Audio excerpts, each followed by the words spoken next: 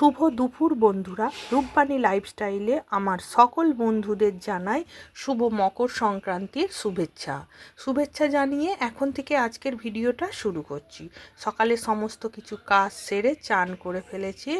নারকোলের মধ্যে যে ছাই মারতে হয় পিঠে বানানোর জন্য, সেটা এখন বানিয়ে ফেলেছি। বানিয়ে এই তুলে গুছিয়ে রাখছি, সেটা তোমাদের সঙ্গে একটু শেয়ার করছি।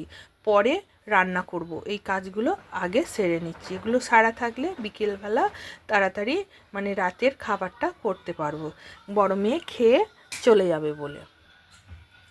এদিকে এটা সেরে নিই, তারপরে আস্তে আস্তে এই জিনিসগুলো আবার কলপারে রেখে দিয়ে আসবো, দিয়ে এসে বাকি কাজগুলো করব। কথা বলতে বলতে আমার এদিকের সব কাজগুলো হয়ে গেছে। চালটাও নিয়ে চলে এসেছি।